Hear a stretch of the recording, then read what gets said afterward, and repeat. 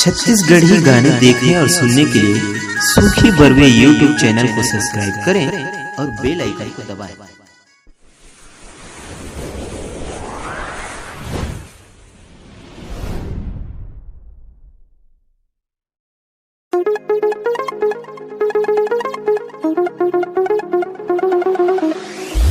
DJ Rohit Singh मुल्ला पानी वाले।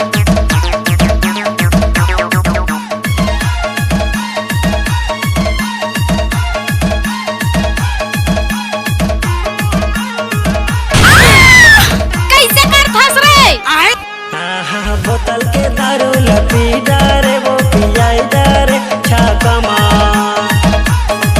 ये बोतल के दारू लपी डारे वो पियाई डारे छाकमा। माया मा दीवानी रवाई डारे वो गवाई डारे वो माया मा। अब तो ये नाम है मा दीवानी रवाई डारे वो गवाई डारे वो माया मा। डीजे रोहित सिंह ये बोतल के दारू लपी डारे वो पियाई डारे छाकमा।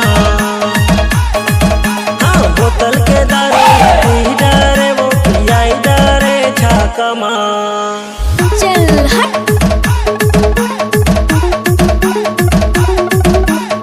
आप सुन रहे हो डीजे रोहित का मिक्स क्या हुआ गाना। चांदी के मुंदरी अंगूरियान चांदी के मुंदरी अंगूरियान तोर चेहरा हो जुले नजरियान माया mix by DJ Rohit Kumar. माया मा दीवानी रवाई डारे वो गवाई डारे वो माया मा।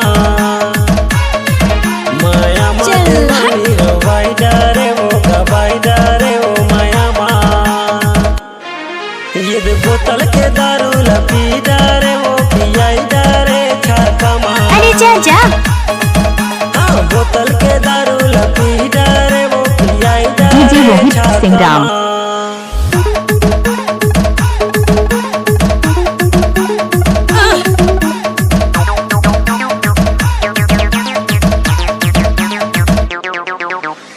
लजाज है ना वो। नदिया के पानी बोहा धारे धार तंग मिले बराबे वो डोंगरी के पार। अच्छा माया मा दीवानी रवाई डारे वो तोर कंडीशन बने काऊ। माया मा दीवानी रवाई डारे वो डीजे रोहित सिंह मुल्ला पानी वाले।